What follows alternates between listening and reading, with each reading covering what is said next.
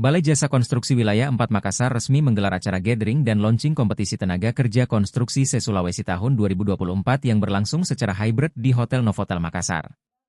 Acara ini diikuti 100 undangan hadir secara offline dan 400 undangan lainnya mengikuti secara online melalui Zoom.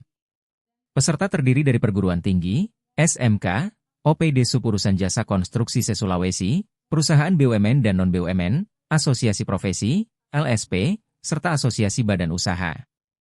Dalam sambutannya, Kepala Balai Jasa Konstruksi Wilayah 4 Makassar, Siti Nur Rusiah, ST, MT, menyampaikan bahwa kegiatan ini merupakan bagian dari persiapan menuju kompetisi tenaga kerja konstruksi se-Sulawesi 2024 yang akan diadakan di kawasan kantor Balai Jasa Konstruksi Wilayah 4 Makassar.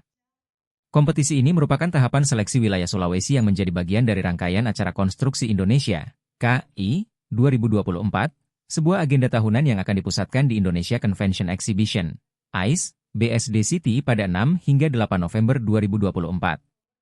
Tujuan utama dari kegiatan ini adalah untuk memberikan kesempatan kepada semua pihak yang akan mengambil peran penting dalam pelaksanaan kompetisi tenaga kerja konstruksi se-Sulawesi. Kami berharap acara ini dapat menjadi wadah yang memfasilitasi peningkatan kapasitas tenaga kerja konstruksi di Sulawesi, ujar Siti Nur Rusiah.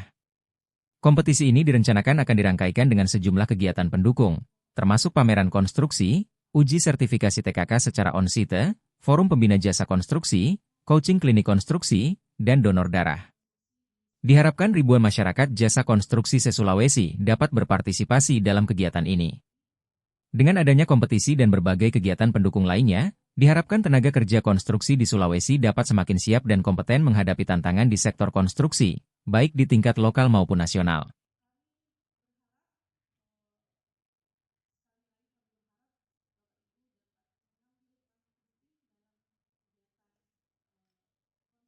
Download Tribun X sekarang, menghadirkan lokal menjadi Indonesia.